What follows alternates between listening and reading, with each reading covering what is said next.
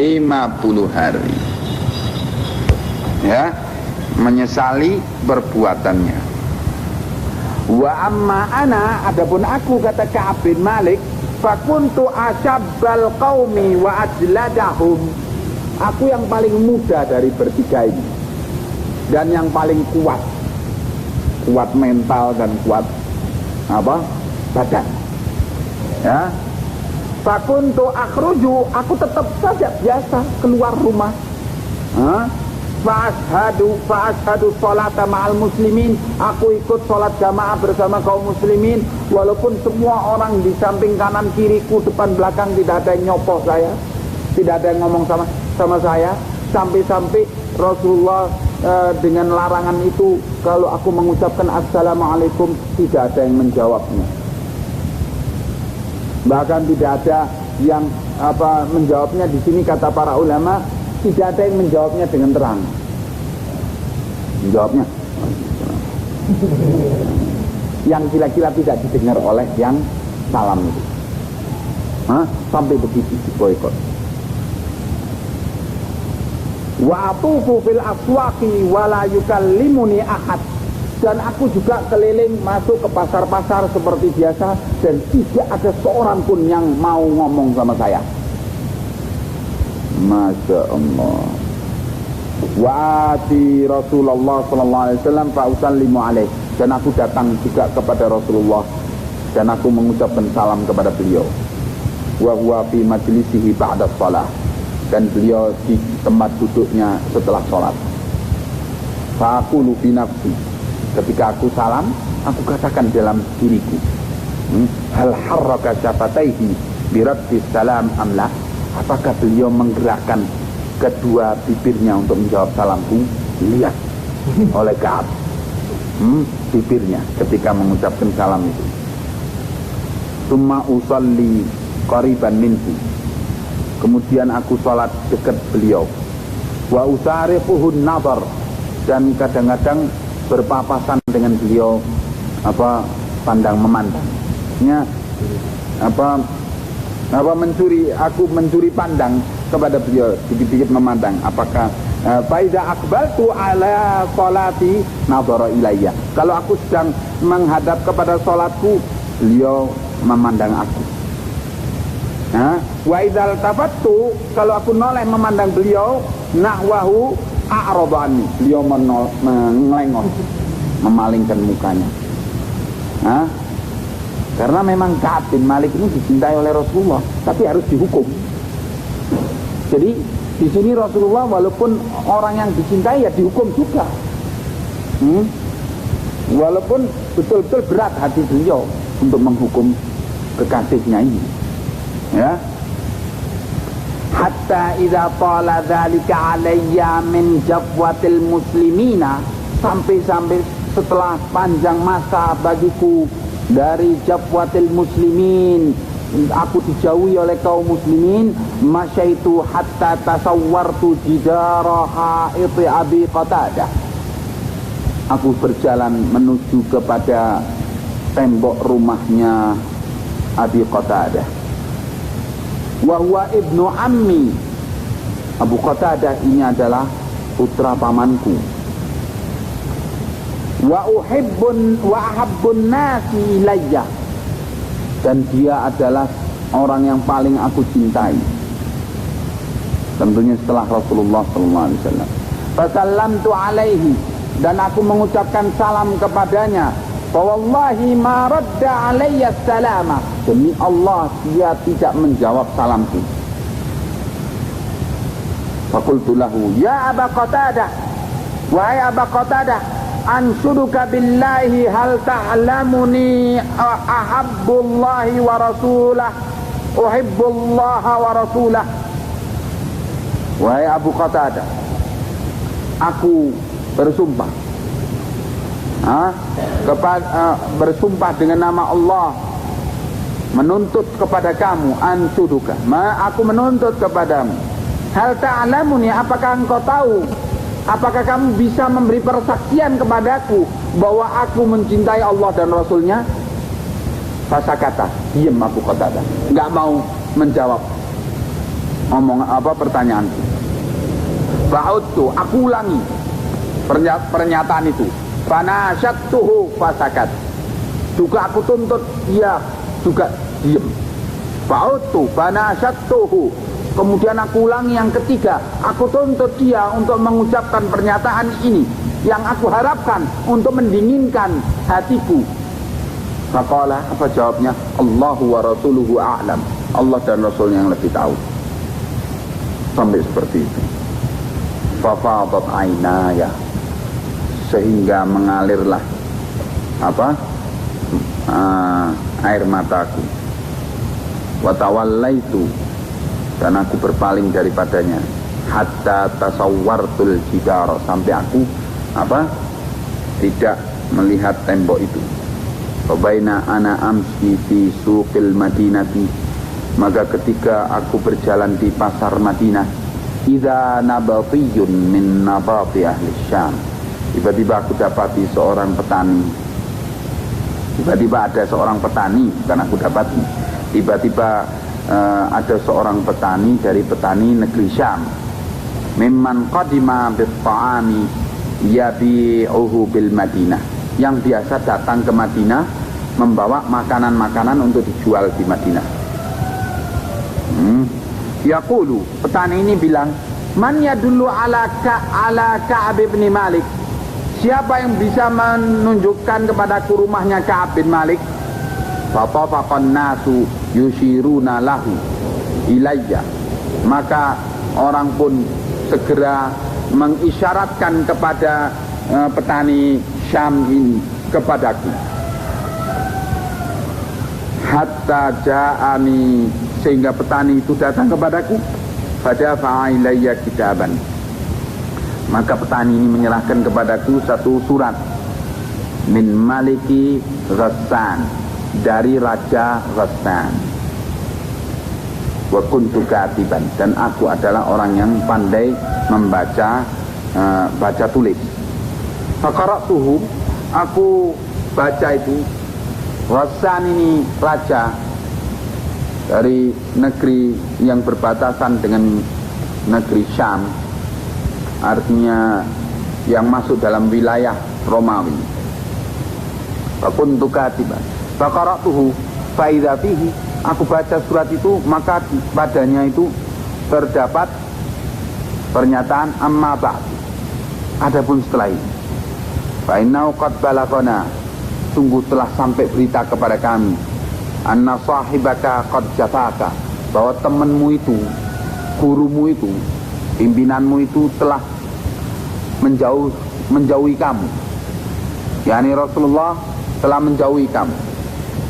Walam yaj'alka Allahu bidari hawanin wala madya'atin, dan Allah tidak menjadikan bagimu negeri tersebut sebagai kemudahan dan tempat yang luas.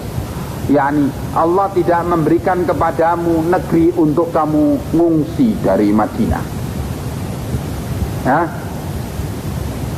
falhaq bina, kalau gitu hendaknya kamu bergabung saja dengan kami. Ghassan ini raja Nasrani, dia mengharapkan Ka'ab bin Malik bergabung dengan Ghassan, artinya juga masuk agama Kristen, agama Nasrani. Ya, diajak kepadanya karena Ka'ab bin Malik ini bekas juru tulisnya Raja Ghassan. Ya, nuasika, untuk kami beri kepadamu fasilitas tempat tinggal dan sebagainya. Gabung saja sama saya. Fakultu hina qara'tuha, maka aku katakan ketika aku membacanya, wa hadhihi aidan minal bala'i, ini pula sebagai malapetaka surat ini, rayuan. Fatayammamtu bihat tanura wa fasajartuha, maka aku pun menuju kepada tanur, ke tempat api yang biasa dipanggang roti padanya, ya. Kemudian aku nyalakan pada tanur itu api. Hatta idza madat arba'una minal yakni aku akhirnya menuju ke tanur itu. Jadi aku tidak melayani orang yang membawa surat itu. Hatta idza madat arba'una minal khamsin, sampai ketika hari ke-40, ya, minal khamsin, dari 50 hari pemboikotan kaum muslimin itu, sampai ke hari 40, wastalbatal wahyu, dan tetap juga wahyu tidak turun. Idza Rasulullah sallallahu alaihi wasallam ya'ti, tiba-tiba Rasulullah datang kepadaku. Idza Rasulullah ya'tini, tiba-tiba utusannya Rasulullah datang kepadaku. Faqala, utusan itu menyatakan, inna Rasulullah sallallahu alaihi wasallam ya'muruka an ta'tazila imra'ataka. Sesungguhnya Rasulullah memerintahkan kepadamu untuk kamu mengasingkan memisahkan diri dari istrimu. Yani perintah berikut. Fakultu utalliquha, aku tanya, apakah berarti maksudnya Rasulullah perintahkan padaku untuk aku menceraikannya? Amada af'al, atau apa yang aku lakukan, harus lakukan dengan perintah Rasulullah ini? Qala la, utusan Rasulullah menyatakan tidak. Bal i'tazilha fala taqarrabannaha, tetapi hendaknya kamu memisahkan diri dari istrimu, jangan kamu mendekati istrimu. Pemboikotan lebih dahsyat lagi, bahkan orang dalam rumah pun diperintahkan untuk memboikot dia oleh Rasulullah SAW. Nah, kemudian wa arsala ila sahibayya bimithli dzalik, dan juga Rasulullah mengutus utusannya kepada kedua temanku yang mengalami nasib yang sama seperti itu juga perintahnya, supaya istrinya memisahkan diri daripadanya. Fakultu limraati, maka aku katakan kepada istriku, ilhaqi bi ahliki, kembalilah kamu ke keluargamu. Fakuni indahum, kamu hendaknya tinggal bersama keluargamu, bapak ibumu, hatta yaqdiyallahu fi hadal amr, sampai Allah putuskan bagi saya dalam perkara ini.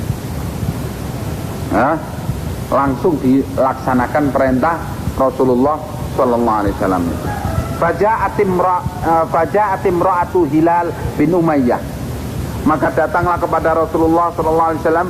Faja'at imra'atu Hilal bin Umayyah Rasulullah sallallahu alaihi wasallam, istrinya Hilal bin Umayyah datang kepada Rasulullah sallallahu alaihi wasallam. Faqalat lahu, istrinya ini bilang kepada Rasulullah, ya Rasulullah, inna Hilal bin Umayyah syaikhun dha'i'un, sesungguhnya Hilal bin Umayyah adalah seorang tua renta.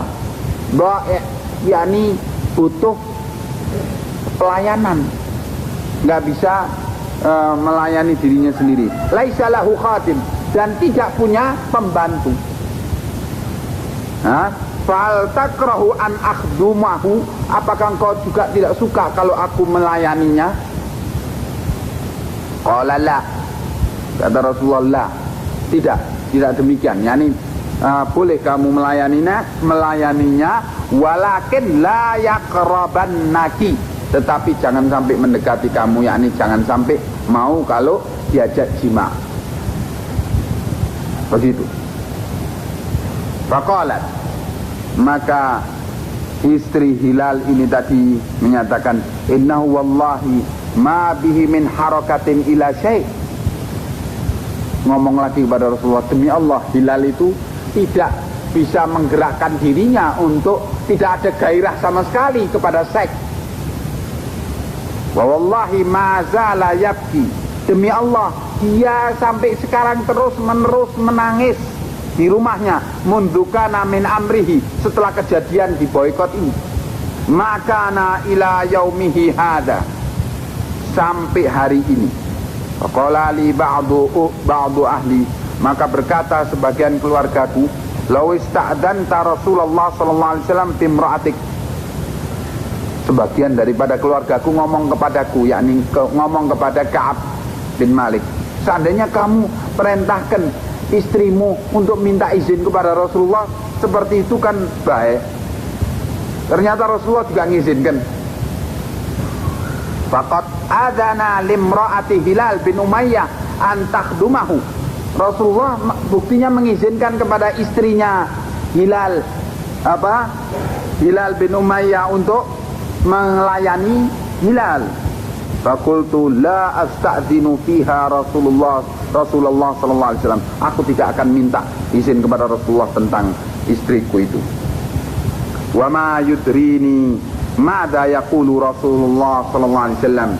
Aku tidak tahu apa yang akan diucapkan Rasulullah sallallahu alaihi wasallam idza sta'dzantuhu wa ana rajulun syab, kalau aku minta izin kepada beliau padahal aku adalah pria yang muda. Falabithu bidzalika 10 layalin, terus menerus 10 hari dengan tidak ada pelayanan apa-apa dari istri, melayani dirinya sendiri selama 10 hari. Sudah diboikot, istrinya dilarang untuk melayaninya. Masya Allah.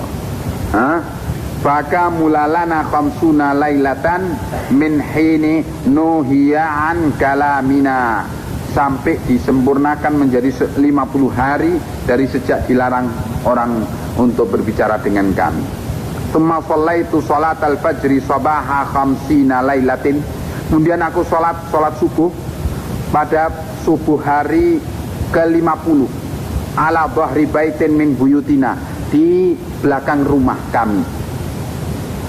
Fa baina ana jalisun alal hali allati dzakarallahu ta'ala minna, maka ketika kami sedang duduk dalam keadaan berzikir kepada Allah, qad dhaqat alayya nafsi falamma fabaina ana jalisun, maka ketika kami duduk alal hal, dalam keadaan allati, yang zakarallahu ta'ala minna, yang Allah sebutkan tentang kami di Al-Quran, yaitu qad dhaqat alayya nafsi wa dhaqat alayya al-ardu bima rahubat, diriku telah sempit dada dan bumi juga menyempitkan terhadap diriku walaupun bumi itu luas.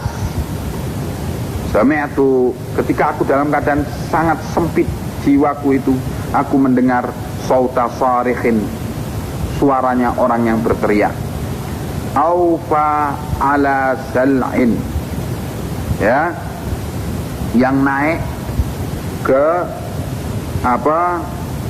bukit di Madinah itu, berteriak supaya untuk mengumumkan satu pengumuman.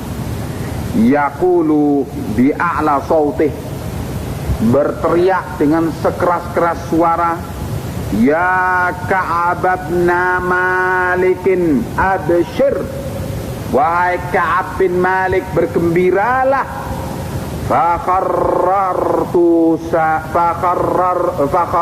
sajidan, maka aku pun tersungkur sujud. Wa araftu annahu qad jaa farajun, aku tahu bahwa telah datang jalan keluar. Fa'adana Rasulullah sallallahu alaihi wasallam an-nasa, maka Rasulullah memanggil manusia, bitaubatillahi azza wa jalla alaina, mengumumkan kepada sekalian manusia dengan taubatnya Allah azza wa jalla kepada kami. Hina shalla salatal fajri, ketika kami salat fajar. Fadhahaban nasu yubashirunana, maka berbondong-bondong kaum muslimin datang kepada kami memberi kabar gembira kepada kami. Fadhahaba qibala sahibayya mubashiruna, dan berjalan qibala sahibayya mubashiruna, kepada kedua temanku yang juga diboikot itu untuk memberi kabar gembira. Farakadha rajulun ilayya farasan, maka berlarilah seorang pria kepadaku dengan menunggang kuda. Wa sa'asain min aslama qibali, dan berupayalah seorang yang berjalan dari Bani Aslama qibali ke hadapanku, yaitu Hamzah bin Umar al-Aslami. Wa aufa 'alal jabal, dan menuju ke arah bukit. Wa kana sautu asra'a minal faras, dan suara yang diteriakkan itu lebih cepat daripada perjalanan kuda tadi. Jadi ketika orang itu nyampe, suara dari pengumuman di gunung itu sudah nyampe kepadaku duluan. Falamma ja'anil ladzi sami'tu sautahu yubashiruni, maka ketika datang kepadaku orang yang nunggang kuda itu, aku mendengar suaranya yubashiruni, memberi kabar gembira kepadaku.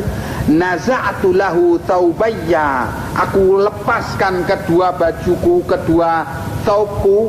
Fakasautuhuma iyyahu bibisyaratahu, aku pakaikan bajuku itu kepadanya karena dia yang memberi kabar gembira kepadaku. Ya, wallahi, yakni saking gembiranya, maka aku lepas baju yang aku pakaikan kepadanya. Demi Allah, ma amliku ghairahuma yaumaidin, aku tidak punya lebih dari dua baju ini pada hari itu.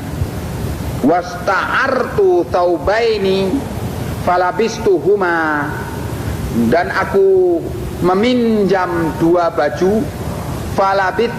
Falabistuhuma, aku pakai kedua baju itu. Wantolaktu ata'ammamu Rasulullah sallallahu alaihi wasallam, dan aku pergi menuju Rasulullah sallallahu alaihi wasallam. Yatalaqqani nasu faujan. Ketika perjalanan menuju Rasulullah, orang pun berbondong-bondong menemui aku. Yuhanni'unani, mereka mengucapkan selamat kepadaku bitaubati, dengan turunnya ayat taubat itu. Yaquluna litahnika taubatullahi alaik, sungguh telah memberikan kegembiraan kepadamu taubatnya Allah kepada kamu. Hatta dakhaltul masjidah, sehingga aku masuk masjid. Fa idza Rasulullah sallallahu alaihi wasallam jalisun haulahun nas, aku dapati Rasulullah duduk yang dikitari oleh para sahabat. Faqama Talha bin Ubaidillah radhiyallahu anhu, maka Talha berdiri melihat aku datang. Talha berdiri, Talha bin Ubaidillah yuharwilu, berlari-lari kecil, hatta safahani wahannani, sampai menyalami aku dan mengucapkan selamat kepadaku. Wallahi ma qama rajulun minal muhajirin ghairuhu, demi Allah tidak ada seorang muhajirin pun yang berdiri mengucapkan selamat kepadaku selain Talha. Fakana Ka'ab la yansaha li Talha, oleh karena peristiwa inilah Ka'ab bin Malik tidak melupakan kebaikan Talha ini, sehingga dia tambah jatuh cinta kepada Talha.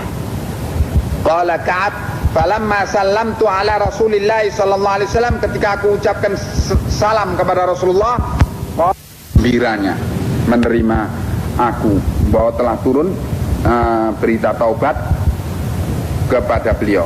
Abshir bi khairi yaumin marra alaika, bergembiralah kamu dengan sebaik-baik hari yang engkau alami.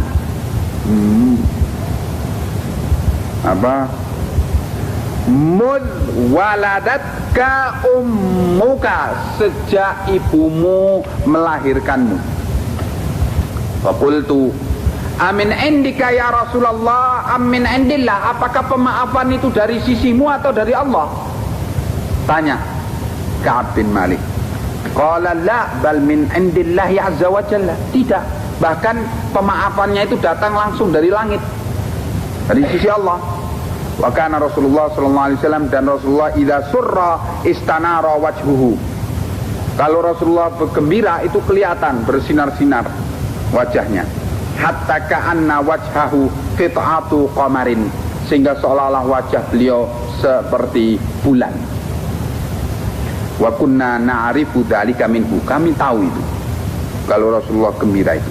Falamma jalastu baina yadaihi, maka ketika aku duduk di hadapan beliau, qultu ya Rasulullah, aku katakan ya Rasulullah, inna min taubati an khali'a min mali sadaqatan ilallahi wa ila rasulih.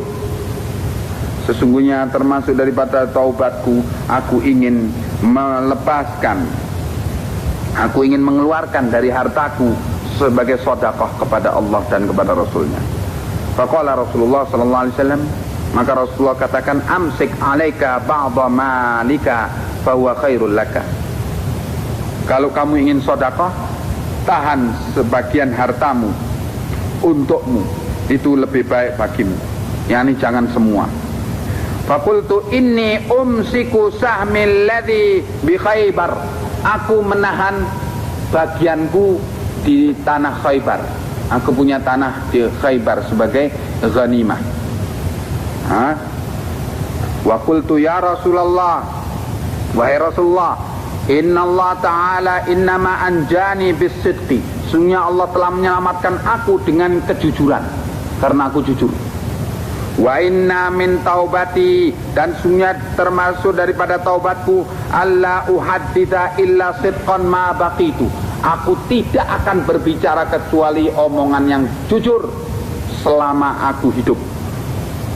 Wallahi, demi Allah, ma alimtu ahadan minal muslimina ablahu Allah ta'ala fi sidqil hadithi, demi Allah, tidak aku ketahui seorang pun dari muslimin ablahullahu, Allah timpa ia fi sidqil hadits, dalam perkara jujurnya omongan, mundu zakartu dzalika li Rasulillah sallallahu alaihi wasallam, sejak aku sebut janjiku itu di hadapan Rasulullah sallallahu alaihi wasallam, ahsana mimma ablani Allah taala, yang lebih baik daripada apa yang Allah timpakan kepadaku. Yakni tidak ada yang menerima ujian dalam hal kejujuran omongan seperti yang aku alami sejak itu. Wallahi ma ta'ammattu kidbatan, demi Allah aku tidak pernah bersengaja-sengaja dusta, mundu qultu dzalika li Rasulillah sallallahu alaihi wasallam yaumi hadza, sejak aku ucapkan itu janji untuk tidak dusta itu kepada Rasulullah sampai hariku ini. Ngomong kepada putranya, yakni Abdullah bin Ka'ab bin Malik. Wa inni la arju an yahfadhani Allah ta'ala fima baqiya, dan aku berharap Allah memelihara aku dalam hari yang sisanya, sisa hidupku ini. Qala fa'anzalallahu ta'ala, maka Allah turunkan firman-Nya, laqad taballahu 'alan nabiyyi wal muhajirin wal ansar alladziina tabauhu fi sa'atil usrati, sungguh Allah telah memberi taubat kepada Nabi dan kepada muhajirin dan ansar yang mengikuti Nabi fi sa'atil usrati, pada saat yang sulit, yaitu perang Tabuk, hatta balagha, sampai kepada firman Allah, innahu bihim raufur rahim, sesungguhnya dia Allah Maha Pengasih Penyayang, wa 'alat thalathatil ladzina khulifu, dan juga Allah memberi taubat kepada 3 orang yang absen dari perang itu, hatta idza daqat alaihimul ardu bima rahubat, sehingga telah sempit dada ketiganya itu dengan bumi yang dia injak, walaupun bumi itu luas. Hatta balagha, sampai kepada firman Allah, ittaqullaha wa kunu ma'as shadiqin. Setelah Allah memaafkan kami bertiga dengan firman-Nya ini, Allah mengeluarkan perintah, ittaqullaha wa kunu ma'as shadiqin, takwalah kalian kepada Allah dan jadilah kalian orang-orang yang jujur omongan. Hendaknya kalian bersama orang-orang shadiqin, yang jujur omongan. Ya. Qala Ka'ab menyatakan, wallahi ma an'amallahu alayya min ni'matin qattu, demi Allah tidaklah Allah beri kepada kami satu kenikmatan sama sekali ba'da idhadani Allahu lil islami, setelah Allah memberi hidayah kepada kami dengan Islam, a'zama fi nafsi, yang lebih besar bagi diriku min sidqi Rasulullah sallallahu alaihi wasallam, dari kejujuranku kepada Rasulullah sallallahu alaihi wasallam itu. An la akuna kadzabtuhu, yaitu aku tidak pernah berdusta kepada beliau. Ini kenikmatan lebih besar sejak aku diberi kenikmatan dengan hidayah masuk Islam.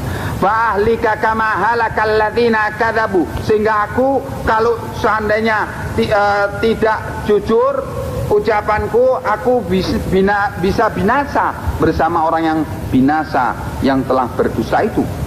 Innallaha ta'ala qala lil ladzina kadzabu, sungguhnya Allah telah menyatakan kepada orang-orang yang dusta kepada Rasulullah, yang memberi alasan dusta kenapa tidak ikut berangkat itu. Hina anzalal wahyi, ketika turunnya wahyu, syarra ma qala li ahad, adalah dengan ucapan yang paling jahat kepada seseorang. Faqala Allah, dan Allah menyatakan, sayahlifuna billahi lakum idzan qalabtum ilaihim, mereka akan bersumpah dengan nama Allah kepada kamu ketika mereka berjumpa dengan kalian. Apabila kalian kembali.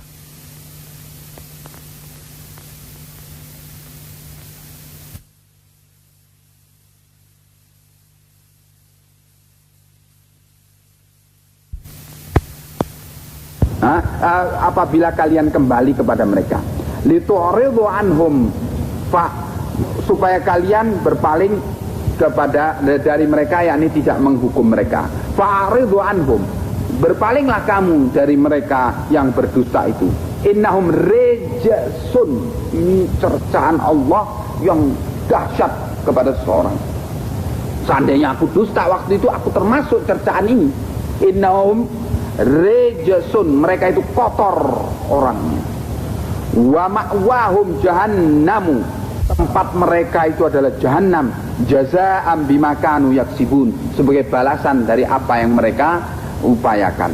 Yahlifuna lakum litardau anhum, mereka bersumpah kepada kamu, bersumpah dengan nama Allah di hadapan kamu supaya kamu ridha kepada mereka. Fa in tardau anhum, kalaupun kamu ridha kepada mereka, fa innallaha la yarda 'anil qaumil fasiqin, tetapi Allah tidak akan ridha kepada orang-orang yang fasik. Surat At-Taubah ayat 95-96. Nah, baik.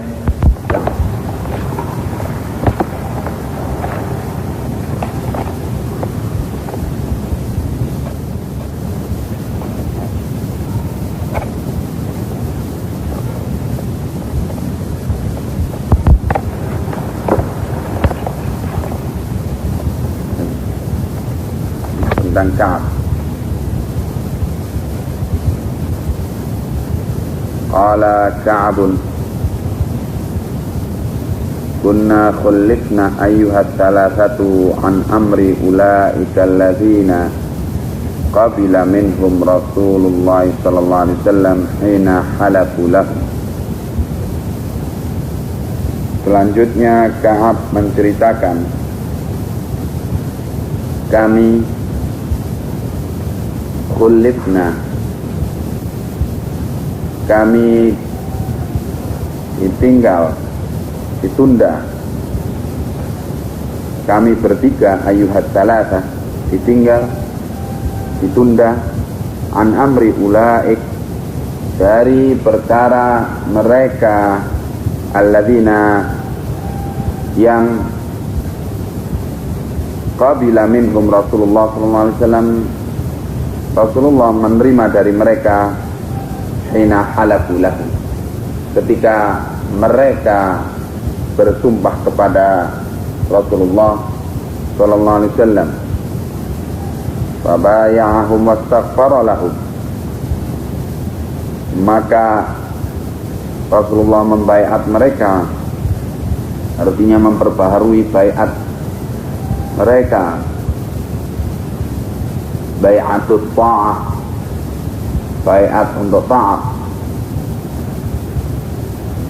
Wastaghfara lahum, dan Rasulullah SAW memintakan ampunan kepada mereka, bagi mereka, kepada Allah Subhanahu wa taala bagi mereka. Kami bertiga tertunda mendapatkan istighfarnya Rasulullah SAW dan baiatnya Rasulullah SAW. Tertunda, khulifna, kami tertunda untuk mendapatkan keridhaan Rasulullah SAW. Wa arja'a Rasulullah SAW amrona, dan Rasulullah SAW tunda urusan kami bertiga, hatta qadallahu ta'ala fihi bidzalika, sehingga Allah menentukan, memutuskan dalam perkara itu dengan turunnya wahyu Allah tersebut. Qala Allah Ta'ala, Allah Ta'ala telah berfirman,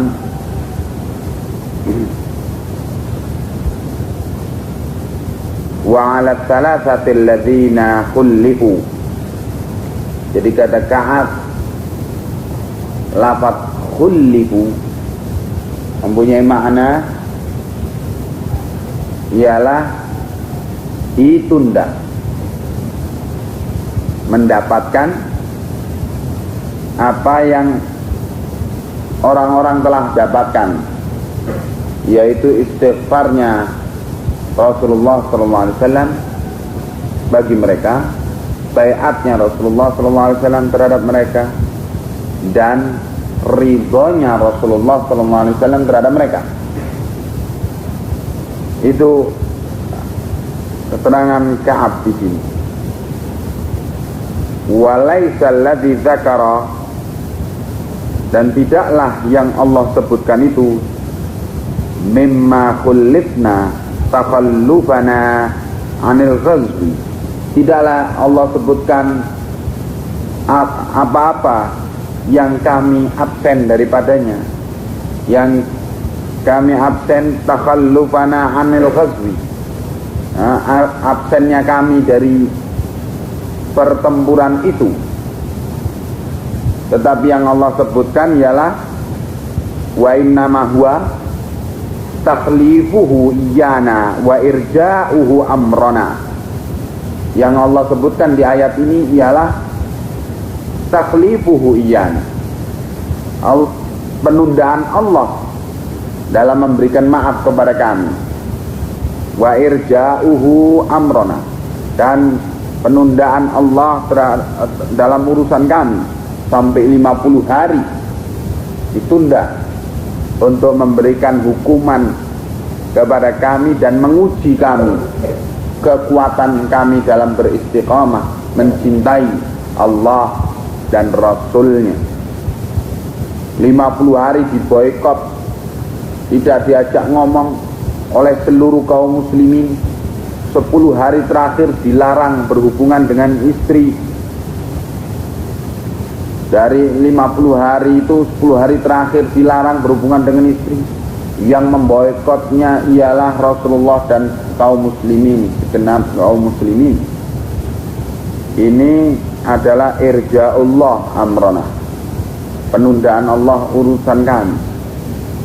Amman halafa lahu, dari apa yang didapat oleh orang-orang yang halafa lahu, yang bersumpah kepada Rasulullah sallallahu alaihi wasallam,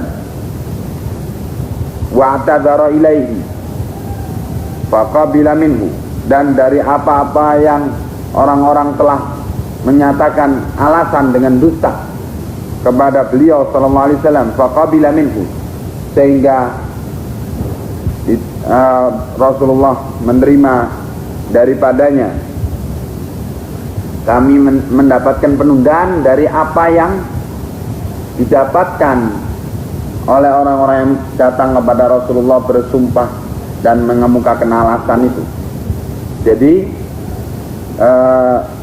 kata Ka'ab, ayat ini Wa 'ala thalathatil ladzina khulifu di sini artinya ialah ditundanya kami mendapatkan apa yang didapat oleh orang-orang yang lainnya, oleh orang umum yang tidak sabar, ya, sehingga bersumpah dengan dusta atas nama Allah Subhanahu wa taala untuk mendapatkan keridhaan dari Rasulullah sallallahu alaihi wasallam, tetapi tidak mendapatkan keridhaan dari Allah. Bahkan dikatakan oleh Allah rejis, kotor. Nah, kami tidak mendapatkan keridhaan Rasulullah pada waktu itu sebagaimana yang didapatkan oleh orang-orang yang rejis itu tadi, yang kotor itu. Tetapi Allah tunda itu untuk menguji kami, dan alhamdulillah kami ini lulus dari ujian itu yang tidak gampang ujiannya, ya, di boikot oleh orang-orang yang dia cintai dan mencintai dia. Ini tidak gampang. Diboikot sehari saja oleh orang yang kita cintai dan mencintai kita, luar biasa itu, pukulan berat. Ini 50 hari, sehingga seolah-olah bumi ini sempit pada luas. Inilah yang dialami oleh 3 orang itu, dan peristiwa ini juga menunjukkan betapa besar semangat taubatnya para sahabat ridwanullah alaihim jami'an. Semangat ingin mendapatkan yang tertinggi dalam bertaubat. Berarti mereka itu adalah orang-orang yang berselera tinggi dalam perkara akhirat, berselera rendah dalam perkara dunia. Mereka orang yang berselera tinggi dalam hal akhirat karena ada pilihan. Tadinya ada pilihan. Kalau seandainya berdosa, ya Rasulullah bakal memintakan ampun. Dan saya tidak pernah melakukan dosa besar sebelum ini, tidak pernah berdosa sebelum ini. Seandainya sekali-sekali berdosa kan enggak apa-apa. Toh juga dimintakan ampun oleh Rasulullah sallallahu alaihi wasallam, yang permintaan ampun Rasulullah itu didengar oleh Allah dan diterima oleh Allah. Itu pilihannya ketika sebelum melakukan. Tapi memilih apa? Yang tinggi. Tidak, saya tidak akan berdusta. Padahal sebelumnya dibisiki juga untuk berdusta dan mendatangkan para pembela-pembela supaya dustanya itu bisa diterima. Padahal sebelumnya juga dibisiki oleh syaitan bahwa dia itu Ka'ab bin Malik mempunyai kemampuan untuk berdebat, mengemukakan alasan, mempunyai kemampuan untuk berkata-kata yang paling indah. Tapi toh selera para sahabat itu sangat tinggi terhadap perkara akhirat, ingin mencapai kemuliaan yang tertinggi, yaitu bertaubat, yaitu tergolong dari dalam hamba-hamba Allah yang tawabin, yang suka bertaubat. Ya, kullu ibni Adam khata' wa khairul khata'ina tawwabun. Semua Bani Adam itu bersalah, dan sebaik-baik Bani Adam yang bersalah itu ialah yang suka bertaubat. Nah, ini yang ingin dicapai, dikatakan sebaik-baik manusia. Ya, bukannya sebaik-baik manusia itu yang tidak bersalah, bukannya yang sebaik-baik manusia itu tidak berdosa. Ini tidak ada. Kalau sebaik-baik manusia tidak bersalah, sebaik-baik manusia tidak berdosa, tidak ada. Bahkan Rasulullah pun bersalah dan berdosa. Ya, sebagaimana keterangan kemarin. Kemudian diampuni oleh Allah dan dilindungi oleh Allah, ma'sum dari kesalahan dan dosa yang merusakkan kedudukan beliau sebagai Rasul Allah. Ya. Tetapi sebaik-baik manusia itu yang bersalah dan bertaubat dan berharap pengampunan Allah atas kesalahannya, atas dosanya. Ini yang betul-betul sangat dipahami oleh para sahabat ridwanullah alaihim jami'an, sehingga kesalahan sebesar apapun yang mereka lakukan, mereka tetap mempunyai keyakinan bahwa Allah subhanahu wa ta'ala masih membuka pintu taubatnya baginya, sehingga tetap semangatnya untuk bertaubat tidak goyah. Ya. Muttafaqun alaihi. Jadi hadis ini sekali lagi menegaskan keutamaan taubat. Ya. Dan hendaknya dalam bertaubat itu hamba meyakini bahwa Allah subhanahu wa ta'ala akan memberikan pengampunan kepada hambanya. Ya. Dan memang untuk menjadi orang-orang yang bertaubat itu harus mengalami ujian-ujian, yang harus bersabar dalam menghadapi ujian-ujian nanti. Ya. Sebab kalau tidak bersabar, tidak akan mencapai kedudukan sebagai sebaik-baik hamba.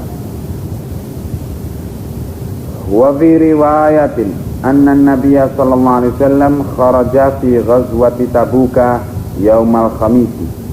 Dalam riwayat lain disebutkan bahwa Nabi sallallahu alaihi wasallam keluar berperang menuju ke peperangan Tabuk pada hari Kamis. Wa kana yuhibbu an yakhruja yaumal khamis, dan beliau sallallahu alaihi wasallam senang kalau bepergian itu hari Kamis, sehingga para ulama dari keterangan ini menyatakan sunnahnya kalau mau bepergian jauh itu keluar dari rumah kita hari Kamis. Kenapa? Hikmahnya kata para ulama supaya kita hari Jumat itu di tempat yang kita tuju, tidak di perjalanan. Memang di perjalanan bisa menjalankan sholat Jumat, tapi yang namanya perjalanan kan akhirnya masih dalam keadaan belepotan sholat Jumat. Ya. Tapi kalau di tempat yang kita tuju bisa bersiap-siap, mandi dengan seger. Kemudian kalau sempat ya tidur dulu sebelumnya sejenak qailullah, sehingga pas hadir di masjid itu dalam keadaan seger, ya, dan tidak ngantuk. Tapi kalau kita kan biasanya tidurnya itu di masjid, pas khotib naik tidur. Mestinya sunnahnya itu tidurnya sebelum kita berangkat ke Jumat, ke Jumatan. Ya, jadi dalam keadaan seger kita mendengarkan khotib berceramah itu, dan kita mendapatkan manfaat daripada apa yang disampaikan khotib itu. Ya. Sehingga kalaupun salah khotibnya ya bisa menegurnya, soalnya nggak ngantuk. Tapi kalau ngantuk ya salah atau benar embuh sudah. Yang penting menjalankan kewajiban sholat Jumat itu. Nah ini sunnahnya Rasulullah SAW ini betul-betul menjaga amalan ibadah yang pokok itu sebaik-baik penjagaan.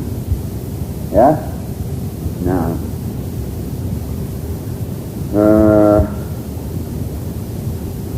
wa fi riwayatin wa kana la yaqdamu min safarin illa naharan fid duha. Dalam riwayat lain disebutkan bahwa beliau sallallahu alaihi wasallam tidak datang dari bepergian jauh itu kecuali di siang hari, yaitu pada waktu duha. Ya. Fa idza qadima, apabila datang masuk kota, bada'a bil masjidi, beliau mulai dudukannya itu tempat pertama yang beliau datangi yaitu masjid, bukan rumah. Ya, walaupun rumahnya itu nempel sama masjid, tapi langsung ke masjid. Fa shalla fihi raka'atain, kemudian salat 2 rakaat. Summa jalasa fihi, kemudian duduk di masjid, menerima laporan-laporan, menerima keluhan-keluhan selama beliau pergi. Begitu Rasulullah SAW lakukan. Sehingga dari sini para ulama menyatakan sunnahnya kalau kita pulang dari bepergian jauh itu datang dulu ke masjid. Hikmahnya apa? Hikmahnya, kata para ulama, biasanya kita dalam bepergian itu banyak setan merasuk ke pikiran kita. Kadang-kadang jengkel, kita menemui kejengkelan dalam bepergian, masuk ke rumah istri barangkali dalam keadaan enggak karuan pakaiannya, anak nangis, timbul jengkel, bisa-bisa marah-marah di rumah. Ini karena membawa setan pulangnya ke rumah itu. Tapi kalau sholat, ambil air wudhu dulu, itu sudah setan pergi. Kemudian sholat 2 rakaat di masjid, pulang ke rumah dalam keadaan setan sudah tidak ikut, sudah ketinggalan di luar masjid tadi itu. Sehingga dalam keadaan sadar menemui anak istri itu, tidak dalam keadaan ngamuk-ngamuk. Nah ini para ulama menerangkan hikmah kenapa Rasulullah SAW mencontohkan demikian, dan dilakukan oleh para sahabat ridwanullah alaihim jami'an. Kalau bepergian jauh, musafir, datang ke masjid dulu, dan kemudian menyuruh orang memberitahu bahwa saya datang, beritahu keluarga, sehingga keluarganya bersiap-siap. Kalau ada yang kotor ya dibersihkan, enggak keadaan centang perenang begitu. Sehingga datang ke rumah dalam keadaan seger hatinya, seger pikirannya, juga ahli keluarga dalam keadaan bersiap dengan sangat gembira menerima kedatangan pimpinan keluarga mereka, ayah mereka atau suami mereka. Begitu yang dilakukan oleh salafus saleh ridwanullah alaihim jami'an. Dan ini contoh yang masya Allah adalah amalan barokah untuk masyarakat yang diberkahi oleh Allah subhanahu wa ta'ala. Juga dari hadis ini menyatakan bahwa untuk orang berkata jujur itu perlu pengorbanan memang, dan banyak godaannya. Semakin orang itu kuat dalam bertekad mengucapkan kata-kata yang sejujur-jujurnya, itu semakin berat pula cobaannya, nggak gampang. Nah, karena kata sidq, kata yang jujur itu adalah mempunyai keutamaan yang besar, maka tidak gampang orang bisa mencapainya, sebab harus melalui ujian-ujian. Tidak disenangi oleh orang kadang-kadang, karena kata-kata yang jujur itu banyak orang tidak suka. Banyak orang itu suka kata-kata yang basa-basi, dusta. Banyak orang bermental seperti wanita. Wanita itu kalau kamu berkata yang jujur, nggak seneng. Tapi kalau kamu dusta itu biasanya tambah seneng. Iya, menyuguhkan masakan kurang garam, gimana masakannya? Wah enak. Kalau kamu bilang wah masakan kamu gak enak, ini itu jujur, itu memang benar. Tapi ini gak suka dia. Loh, banyak orang yang bermental seperti wanita, ya, berbuat zalim. Kita bilang, hei kamu berbuat zalim. Jadi memang dituntut kita berkata yang jujur, apapun akibatnya. Walaupun tidak mesti kata-kata yang jujur itu dengan memilih kata-kata yang kasar. Bisa kita memilih kata yang sehalus-halusnya untuk berkata yang jujur. Bisa itu. Ya. Jadi bukan berarti kalau dituntut kita berkata yang jujur dalam segala keadaan itu kita berkata kasar kepada orang. Tidak, kita bisa memilih kata-kata yang sehalus-halusnya asal tidak dusta. Boleh kita basa-basi asal tidak dusta. Boleh kita menggembirakan hati orang dan tidak membuat putus asa orang asal kita tidak dusta. Ya, sebagaimana peristiwa rahib yang dimintai fatwa itu. Seandainya dia berkata-kata yang baik, yang tidak terus terang seperti itu, ya, dia bisa menyelamatkan si pembunuh ini dari perasaan putus asa, dari taubat, dan bisa pula menyelamatkan dirinya dari ancaman pembunuhan si pembunuh tadi. Demikian pula yang dialami oleh Ka'ab bin Malik dan teman-teman beliau, ya. Jadi betul memang kata-kata yang jujur itu seringnya pahit, tetapi kita bisa berkata yang jujur dan memilih kata-kata yang sebaik-baiknya untuk tidak menyakitkan hati orang dan tidak membuat putus asanya orang yang kita katakan kebaikan itu kepadanya. Hadis selanjutnya, hadis ke-22, wa an Abi Nujaid bi dhammin nun wa fathil jim, Imran bin al-Husain al-Khuzai radhiyallahu anhuma, kunyahnya Abu Nujaid. An-namra'atan, beliau meriwayatkan bahwa seorang wanita min Juhainata, dari kabilah Juhainah. Banyak diriwayatkan Al-Ghamidiyah, bukan Al-Juhainah, bukan Juhainah tapi Al-Ghamidiyah. Maka diterangkan di sini bahwa Al-Ghamidiyah salah satu suku daripada kabilah Juhainah. Ya, di dalam riwayat-riwayat disebutkan Imra'atun Ghamidiyah, dari suku Ghamid. Ghamid ini salah satu suku dari Juhainah. Jadi bisa orang itu umpamanya disebut Al-Qurasi, dan bisa juga disebut Al-Hashimi, karena Bani Hashim itu bagian daripada Quraisy.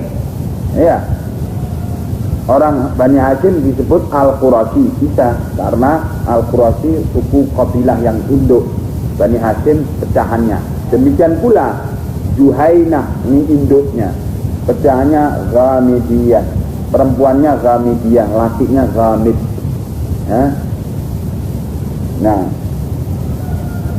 bahwa sesungguhnya seorang wanita dari Juhainah yang dia itu dari keluarga Ghamid, atau kalau wanita ya Ghamidiyah, atat Rasulullah sallallahu alaihi wasallam, mendatangi Rasulullah sallallahu alaihi wasallam wa hiya hubla minaz zina, dan dia dalam keadaan hamil karena zina. Datang melapor kepada Rasulullah sallallahu alaihi wasallam. Faqalat, wanita ini menyatakan, ya Rasulullah, asabtu haddan fa'aqimhu alayya. Ya Rasulullah, aku pantas mendapatkan hukuman had, yaitu apa? Perempuan ini dikatakan muhsanah, yakni dalam status janda, yakni pernah menikah. Zina, berzina hukumnya direjam, dilempari batu sampai mati. Dan tahu perempuan ini hukumannya demikian, tapi dia datang kepada Rasulullah sallallahu alaihi wasallam dan memberitahu Rasulullah bahwa dia telah pantas mendapatkan hukum had. Fa'aqimhu alayya, maka tegakkanlah hukum had itu kepadaku, atasku. Ya, dalam riwayat Muslim disebutkan fatahhirni, maka sucikanlah saya dari dosa zina, yaitu dengan ditegakkan hukum had, yaitu rajam. Bada'a Nabiullah sallallahu alaihi wasallam waliyaha, maka Nabi sallallahu alaihi wasallam memanggil keluarganya, walinya. Ya. Faqala, maka Nabi bersabda, ahsin ilaiha, berbaiklah, berbuat baiklah kepadanya. Kenapa Nabi memerintahkan ahsin ilaiha, berbuat baiklah kepadanya? Karena kata para ulama, Nabi tahu dengan laporan seperti ini Bani Ghamid dan kabilah Juhainah akan tercoreng muka mereka dan akan marah kepada wanita ini, sehingga bisa-bisa mendolimi wanita ini, mencercanya dengan kata-kata yang paling jelek, atau bahkan bisa menyakiti badannya. Makanya Rasulullah SAW pesan kepada walinya, kepada keluarganya, ahsin ilaiha, hendaknya kamu berjaga wanita ini baik-baik. Fa'idha wada'at fa'hi, kalau dia sudah melahirkan anaknya yang di perutnya itu, datanglah kamu kepada saya, datangkanlah dia, wanita ini, kepada saya. Fa'ala, maka walinya ini menunaikan perintah Nabi ini, menjaga baik-baik wanita tersebut. Dikatakan keluarganya menyembunyikan wanita itu, merahasiakan. Dan para sahabat yang mendengar laporan ini ketika itu, yang duduk di majelis Rasulullah SAW, juga berupaya untuk tutup mulut. Jangan sampai kalau belum datang waktunya sudah dihukumi. Ya, yang berhak menghukumi itu qadhi, bukan masyarakat. Kalau masyarakat yang menghukumi, orang jahil menghukumi, bisa na'udzubillah lebih zalim. Ya. Nah ini, coba akhlaknya para salafus saleh ridwanullah alaihim jami'an. Kalau masyarakat kita, mass media menghukumi seseorang, ya tentunya dengan zalim. Ya, dan menggerakkan umat untuk menghukumi dia. Tapi salafus saleh tetap menjaga akhlak. Yang berhak menghukumi ialah qadhi. Dalam hal ini Rasulullah sallallahu alaihi wasallam sebagai qadhi. Maka mereka tutup mulut, tidak memberitakan kejadian ini. Dibiarkan Rasulullah sendiri nanti yang menghukuminya. Menanti saat kelahiran, yakni 9 bulan saat kelahiran itu, ya. Pada anak fa'akim dikatakan di sini fa'amara biha Nabiyullah sallallahu alaihi wasallam. Maka setelah melahirkan anak, kemudian Rasulullah sallallahu alaihi wasallam perintahkan untuk ditunaikan hukum rejam ini.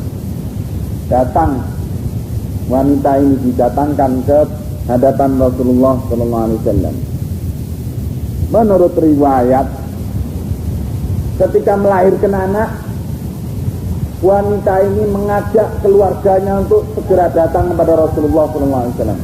Ketika sampai di hadapan Rasulullah SAW, beliau katakan, susui dulu anakmu ini. Coba, yang berzina ibunya bukan anaknya, maka anaknya jangan ikut-ikut dihukum. Ya, ini keadilan hukum syariah. Keluarganya juga jangan ikut-ikut dihukum. Sehingga tetap para sahabat tutup mulut, disusui sampai 21 bulan.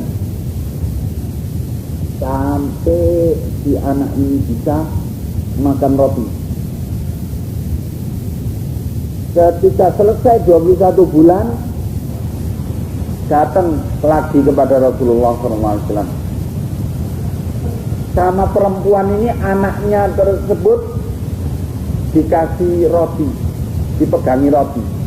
Jadi anaknya sedang megang roti. Ya Rasulullah, engkau lihat ini, anakku sudah bisa makan roti.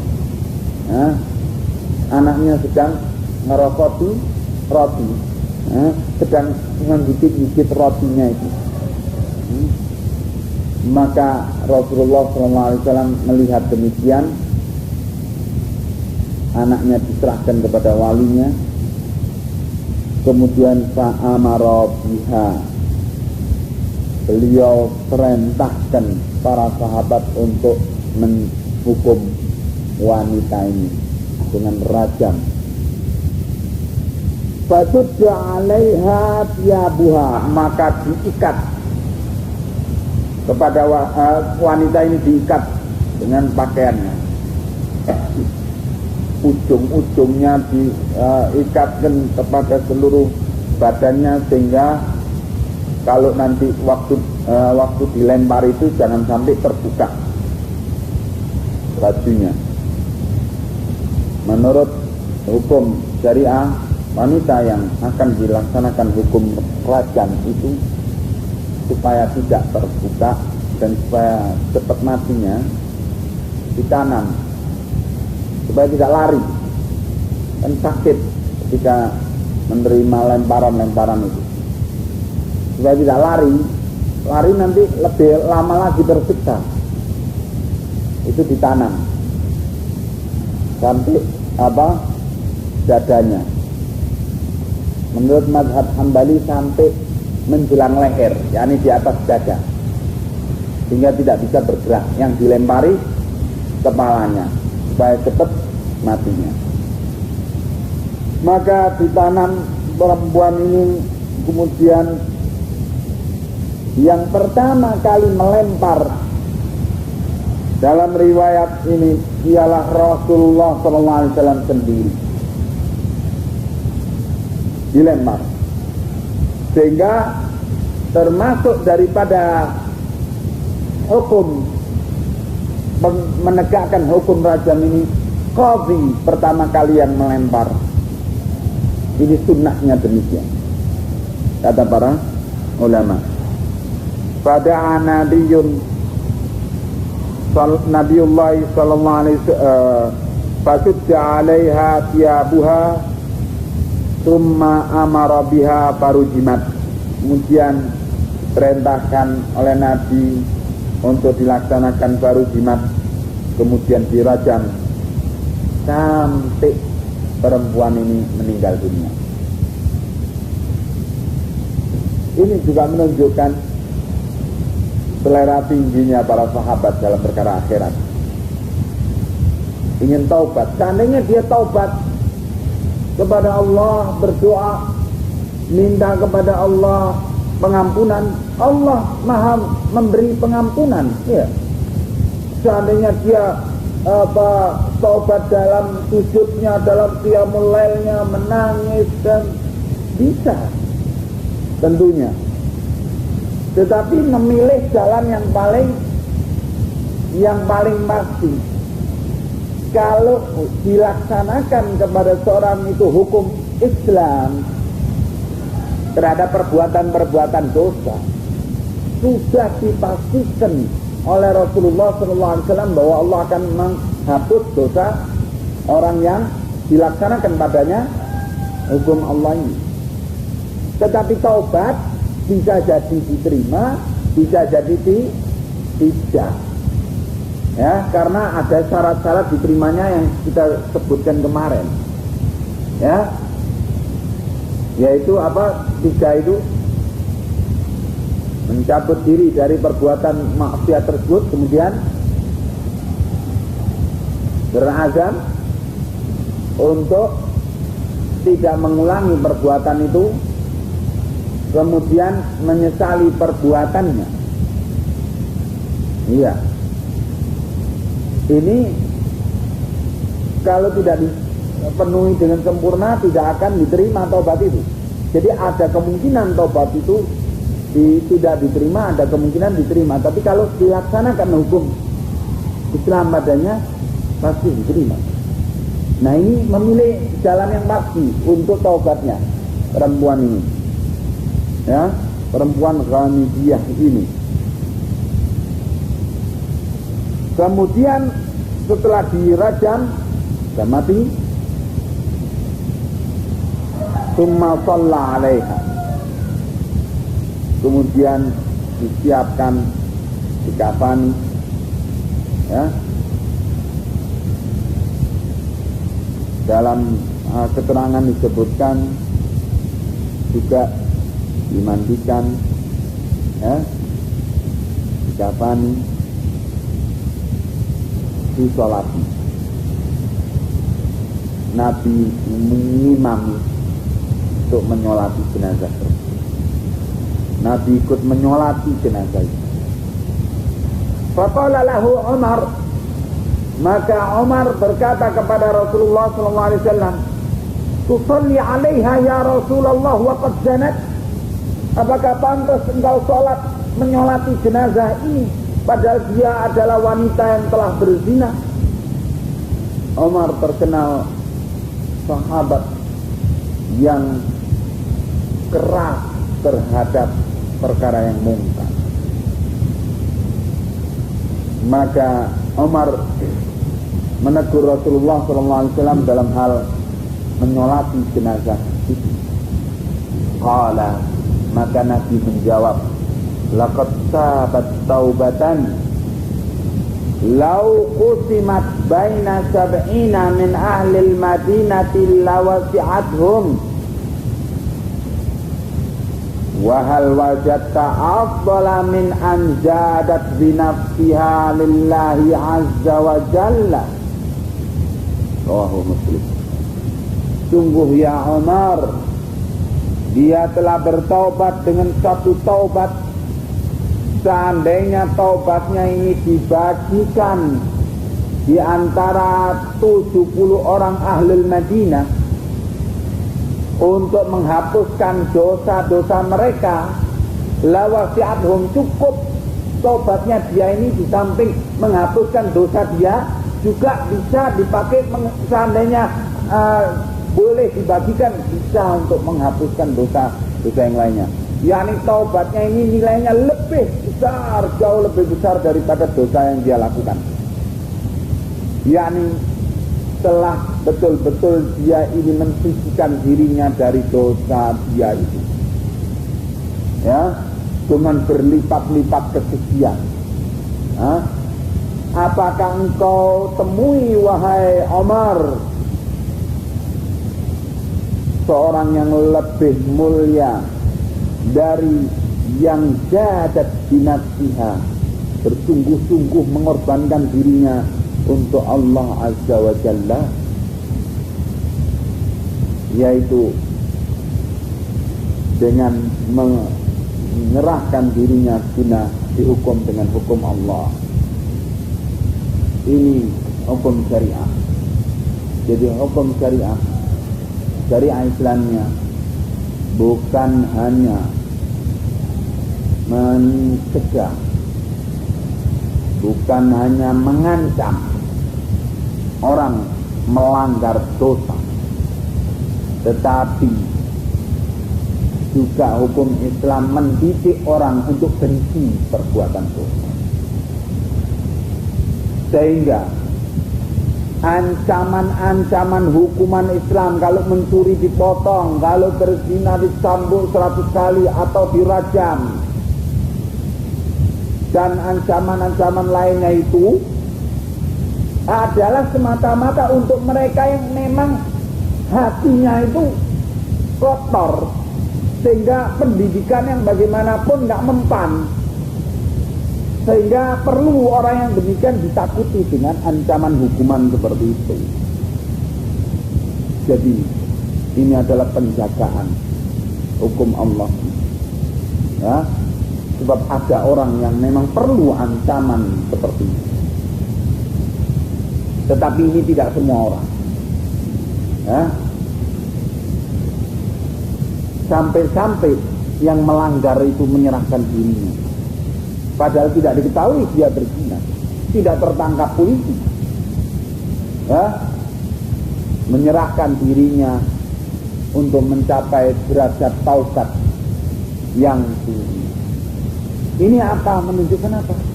Bahwa Rasulullah SAW berhasil mendidik umatnya, mendidik masyarakatnya, rakyatnya, sampai-sampai berkorban demi mencapai taubat, demi dilaksanakannya, ditegakkannya hukum Allah atas diri. Ya, biasanya orang itu kalau terhadap orang lain dia ingin menegakkan hukum Allah, tapi terhadap dirinya atau yang mengancam kepentingan dirinya dia berusaha mengelak. Tapi dengan pendidikan Rasulullah SAW yang berhasil, masyarakat Rasulullah tidak demikian. Bahkan kalaupun terhadap dirinya, dia tetap bersikap adil, ingin ditegakkannya